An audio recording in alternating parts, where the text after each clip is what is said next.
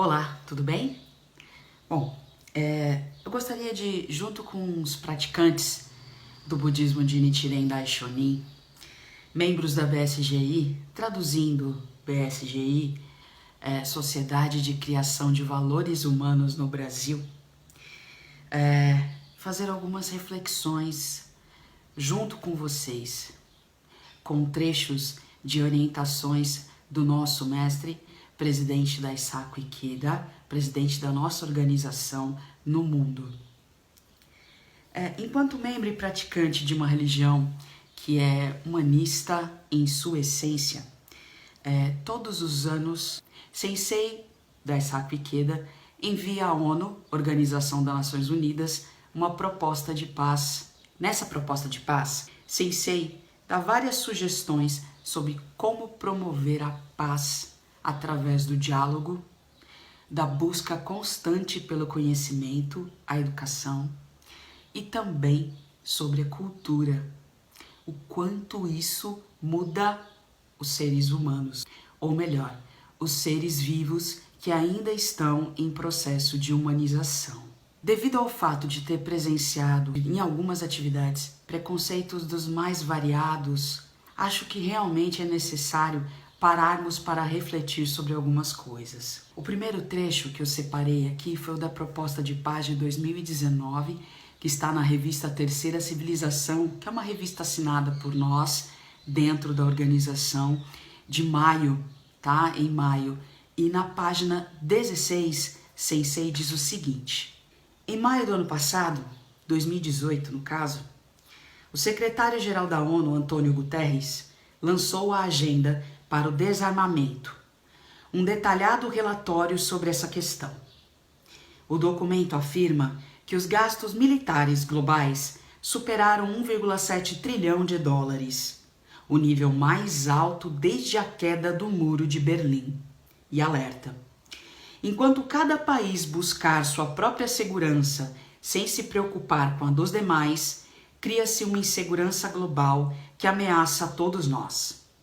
Ao ressaltar que o total de gastos militares foi em torno de 80 vezes o número para suprir as necessidades de assistência humanitária em todo o mundo, o secretário-geral expressou profunda preocupação com o ponto fundamental do problema: a crescente lacuna entre a alocação de recursos e o fato de que os fundos necessários não estavam ou não foram destinados para erradicar a pobreza, promover a saúde e a educação, combater as mudanças climáticas e outras medidas para proteger o planeta.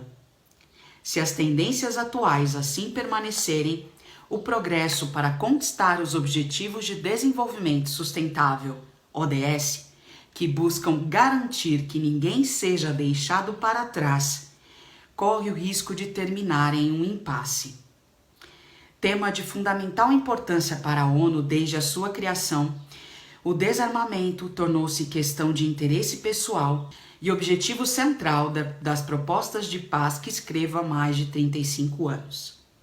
Como parte da geração testemunha das atrocidades da Segunda Guerra Mundial e herdeiro do espírito do segundo presidente da Soka Gakkai, Josei Toda, que agiu persistentemente embasado em seu compromisso de eliminar a miséria da face da terra, estou plenamente ciente de que o desarmamento é essencial para erradicar o conflito e a violência da sociedade, ameaças à dignidade e à vida de muitos. Essa é a Terceira Civilização de maio de 2019. O título dessa proposta de paz é Nova Era de Paz e Desarmamento, uma abordagem focada no ser humano. Já em outra obra do nosso mestre, nosso presidente da Eisaku Ikeda, A Nova Revolução Humana, volume 6, capítulo Aceleração, ele diz o seguinte: um bom líder é aquele que pensa e toma as providências necessárias, tendo sempre em mente as pessoas que mais sofrem ou enfrentam grandes dificuldades. Já na página 134 ele continua: entre os líderes existem os que se esforçam para prestar sincero apoio a todos os membros e aqueles que ambicionam aproveitar-se da boa vontade deles. Embora essa desonestidade seja imperceptível, esse tipo de líder acabará causando algum incômodo aos membros. Esse tipo de líder que causou algum incômodo aos membros será desprezado por isso e no final terá de se afastar da Gakkai. Devemos evitar que surjam líderes dessa índole, pois será uma ocorrência lamentável tanto para nós como para eles próprios. Em todo caso, uma vez que assumiram a responsabilidade como líderes, devem abandonar qualquer vaidade ou ambição pessoal dentro da organização. Pelo contrário, devem firmar-se na determinação de servir sinceramente ao bem-estar dos membros. Esse é o caminho a seguir como dignos budistas. O verdadeiro líder é aquele que apoia inteiramente seus companheiros visando ao desenvolvimento deles. Já na Nova Revolução Humana, volume 12, nas páginas 16 e 17, Sensei transmite com seu próprio coração a seguinte orientação. O modo de vida de um praticante budista é do confronto direto com os problemas reais da sociedade e do esforço para solucioná-los. Shinichi continua. As várias questões que atormentam os pensadores intelectuais contemporâneos, tais como o impasse ao qual a civilização chegou, podem, no final das contas, originar-se na perda do humanismo ou na alienação das pessoas. Isso deriva do fato de o desenvolvimento espiritual da humanidade ter assumido uma posição de inferioridade em relação ao desenvolvimento da civilização material e tecnológica, fazendo com que as pessoas perdessem o senso de identidade, o que resultou numa total falta de consideração pela dignidade da vida. Também constitui uma triste realidade o fato de hoje em dia muitas pessoas, saturadas com as notícias e as informações fornecidas pela mídia de massa, simplesmente aceitarem o que lhe é dito sem nenhum questionamento.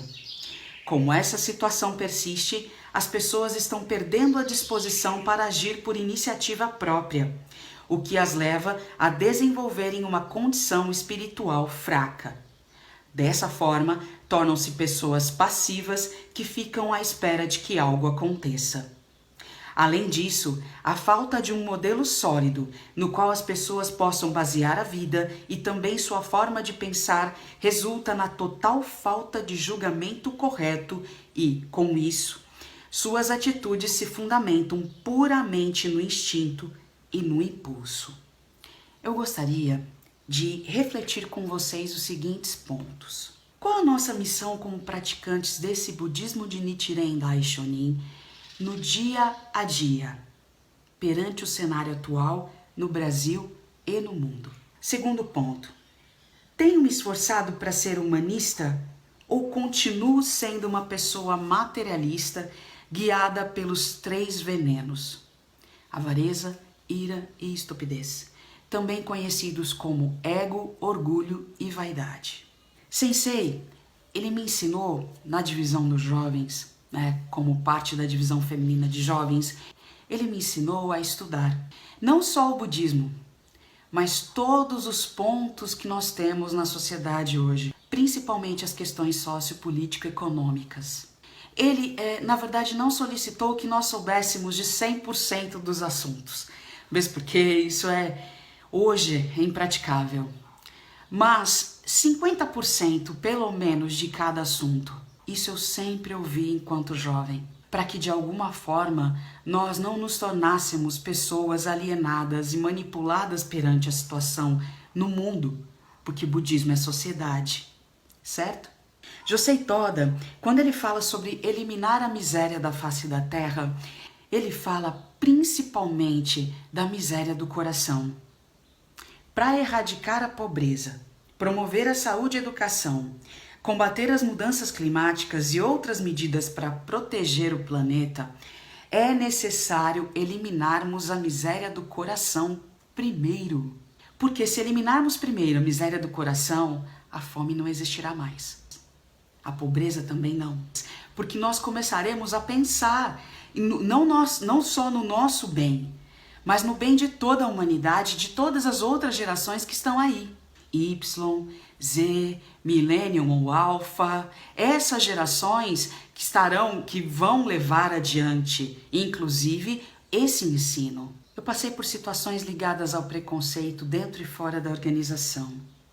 E eu ainda vejo, dentro e fora da organização, muitas pessoas vestindo a sua maldade e dando o nome a ela de opinião. Como é possível, numa organização como a nossa, que pratica o budismo de Nichiren, que é humanista em sua essência, como é possível isso acontecer?